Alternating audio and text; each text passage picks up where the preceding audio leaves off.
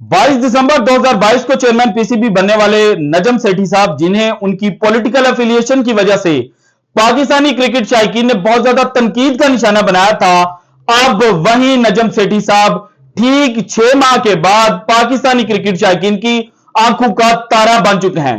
पिछले 6 माह में जिस तरह से नजम सेठी साहब ने खुद को क्रिकेटिंग वर्ल्ड का आईएमएफ समझने वाला, खुद को क्रिकेटिंग वर्ल्ड की वाइल्ड सुपर पावर समझने वाला और खुद को क्रिकेटिंग वर्ल्ड का डॉन कहने वाला भारत को तिगनी का नाच नचाते हुए उंगलियों पर नचाया है, तो इसी वजह से अब पाकिस्तानी क्रिकेट शायकीन नजम सेठी साहब को दाद दे रहे हैं। वो नजम सेठी साहब जिनके इक्तदार में आने के बाद, यानी कि चेयरमैन पीसीबी का ओहदा संभालने के बाद, ना सिर्फ भारत को एशिया कप और वर्ल्ड कप 2023 के वेन्यू पर जनाब टक्कर दी है, वहीं पर अब आईसीसी के साथ भी जनाब नजम सेठी साहब ने जंग जो है उसका आगाज कर दिया है और उसकी वजह भारत है। भारत के बारे में नजम सेठी साहब ने आईसीसी को कह दिया है कि भाईजान, जो प्रपोजल आप वर्ल्ड कप 2023 से पहले हमें दे रहे हैं ये हमें मंजूर नहीं है। सो वो कौन सा प्रपोजल था जो नजम सेठी साहब के सामने पुटअप किया गया और नजम सेठी साहब ने उस पर क्या रिस्पॉन्ड दिया, और जून में जो इंपॉर्टेंट मीटिंग होनी है आईसीसी की, उसमें नजम सेठी साहब क्या स्टांस लेने जा रहे हैं और उसकी वजह से क्या भारत को जनाब जो मिलियन डॉलर्स हैं उनका नुकसान हो सकता है और वर्ल्ड कप 2023 की जो होस्टिंग राइट्स हैं उन पर उसका क्या इफेक्ट हो सकता है, ये आज की वीडियो में मैंने आपके साथ शेयर करना है। लेकिन सबसे पहले आज आईपीएल 2023 का ऑल इंपॉर्टेंट मैच खेला जा रहा था पंजाब किंग्स और दिल्ली कैपिटल्स के खिलाफ।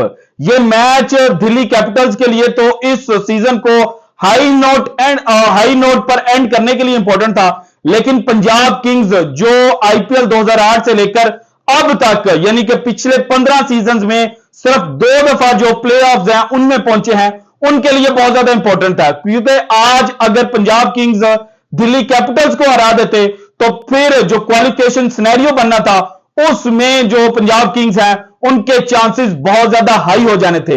लेकिन वो कहते हैं ना कि जो किस्मत में लिखा होता है वही होकर आता है, और आज अंडरडॉग्स दिल्ली कैपिटल्स ने जिस तरह बैटिंग का आगाज किया, डेविड वार्नर जिस तरह से उन्होंने जनाब अपनी इनिंग का आगाज किया, तो वहां से लग रहा था कि जनाब ये जो आज का मैच है ये इजी मैच नहीं होगा। सो सबसे पहले देखें कि दिल्ली कैपिटल्स ने 20 ओवर्स में 213 रन बनाए, जबकि उनकी महज 2 विकेटें गिरी थी। यानी कि वो दिल्ली कैपिटल्स जिनकी जो बैटिंग लाइनअप है वो पूरे सीजन में फ्लॉप रही थी, आज वो अचानक पंजाब किंग्स के खिलाफ जो है उन्होंने रन्स के आभार लगा दिए। सो डेविड वार्नर जो है उन्होंने 31 गेंदें खेली, 46 रन बनाए। पृथ्वी शाह जो है जो पूरे सीजन में आउट ऑफ फॉर्म थे, उन्होंने 38 गेंदें खेली और 54 रन बनाए। जबकि रिलो रोसो जिन्होंने आईपीएल के स्टार्ट में तो अच्छा खेला था, लेकिन उसके बाद मुसलसल फ्लॉप जा रहे थे, उन्होंने 37 गेंदों पर बर्फ रफ्तार 82 रन जो है वो बनाए। और फिल सॉल्ट जिनको लेट इंट्रोड्यूस किया गया था और दिल्ली कैपिटल्स ने आखिरी मैचेस में उन्हें मौका दिया, उन्होंने 14 गेंदें खेलकर 26 रन जो हैं वो बनाए।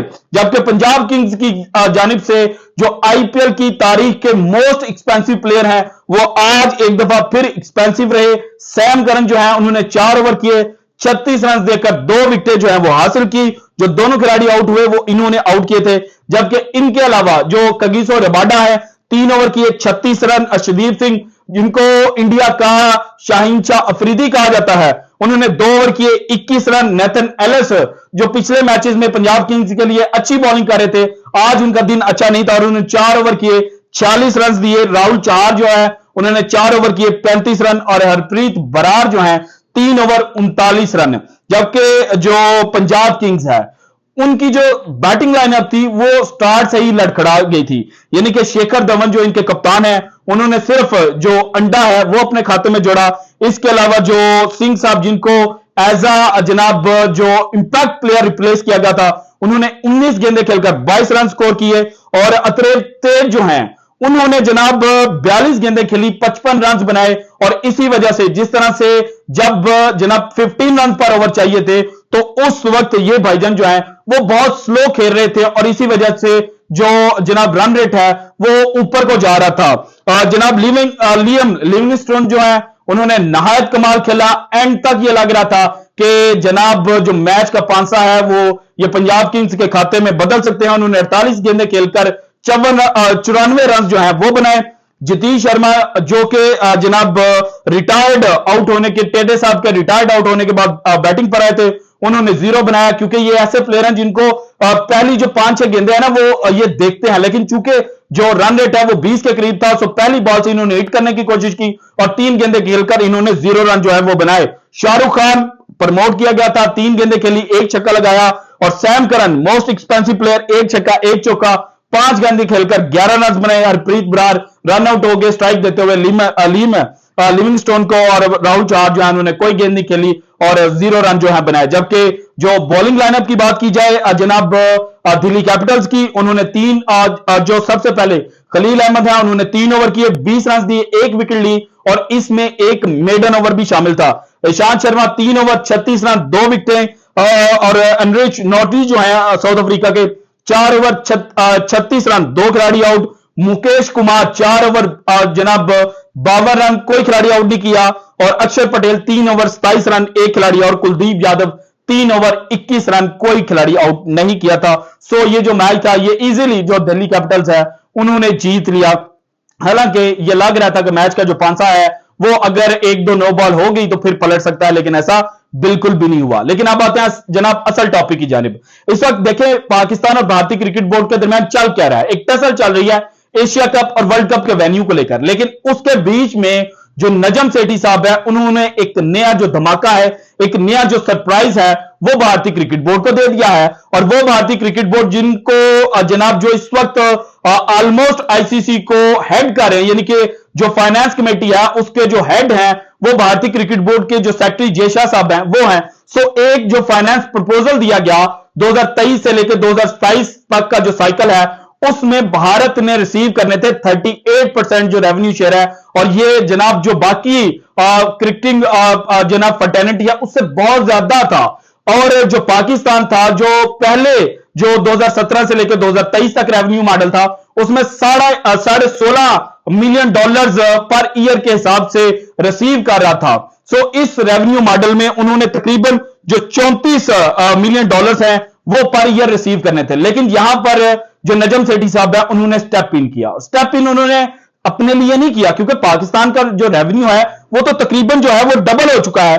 उन्होंने स्टेप इन किया जो छोटी क्रिकेटिंग वर्ल्ड्स हैं, जो जनाब छोटी क्रिकेटिंग नेशंस हैं जो अभी उभर रही हैं, उनके लिए स्टेप इन किया। और उन्होंने कहा कि ये जो प्रपोजल इस वक्त हमारे सामने प्रेजेंट किया गया है जिसमें भारत को जनाब ऑलमोस्ट $231 मिलियन पर ईयर मिलने हैं, ये जनाब सरासर नाइंसाफी है छोटी क्रिकेटिंग नेशंस के लिए। अब देखें जो जनाब आईसीसी के बिग 3 थे, यानी कि ऑस्ट्रेलिया, इंग्लैंड और इंडिया, उनके बाद अगर सबसे ज्यादा रेवेन्यू किसी मुल्क को मिल रहा है वह है पाकिस्तान। लेकिन पाकिस्तान चूंकि भारत की तरह सेल्फिश नहीं है, पाकिस्तान चूंकि भारत की तरह जनाब सिर्फ जो पैसे आईसीसी कमाता है वो अपने घर में लेकर नहीं जाना चाहता, इसलिए पाकिस्तान ने यह कहा कि भाईजान कुछ होश के नाखून लें, ये जो आप प्रपोजल लेकर आए हैं ये हमारे अलावा 2 मजीद क्रिकेटिंग नेशंस हैं, टेस्ट प्लेइंग नेशंस जो हैं उनके लिए काबिल कबूल नहीं है।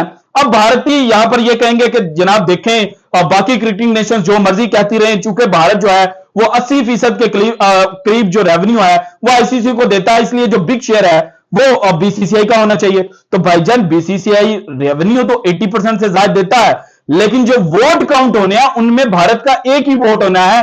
12 टेस्ट प्लेइंग नेशंस हैं, उन 12 टेस्ट प्लेइंग नेशंस के जो वोट हैं वो काउंट होने हैं। और एक ऐसा वक्त जब भारत को वर्ल्ड कप 2023 होस्ट करने के लिए पहले ही 994 करोड़ के करीब जो टैक्स है वो पे करने हैं, क्योंकि आईसीसी ने मना कर दिया हुआ है और भारत ने ये जो टैक्स है ये खुद से पे करने हैं। तो एक ऐसे वक्त में अगर पाकिस्तान जो है वो मजीद जो टेस्ट प्लेइंग नेशंस हैं उनको अपने साथ मिला सकता है, तो यहां पर भारत के लिए एक बड़ा धचका लग सकता है। और ये जो आईसीसी का प्रपोज्ड मॉडल होगा ये जनाब रिजेक्ट भी हो सकता है। सो जून में क्या होगा, पाकिस्तान क्या करेगा, क्या पाकिस्तान के साथ बिहाइंड द सीन्स कोई डील की जाएगी कि जिसके बाद भारत जो है उसके लिए तमाम रास्ते जो है वो साफ हो जाएंगे और भारत जो है वो जो अपनी मोनोपोली क्रिएट करना चाहता था वो क्रिएट करने में कामयाब हो जाता है। So this is it from today's episode. अगर आपको वीडियो पसंद है तो लाइक कीजिएगा, ज्यादा से ज्यादा शेयर कीजिएगा, अपनी कीमती राय का इजहार लाजमी कीजिएगा, और अगर आपने अभी तक चैनल को सब्सक्राइब नहीं किया तो कर दे। शुक्रिया, अल्लाह हाफिज।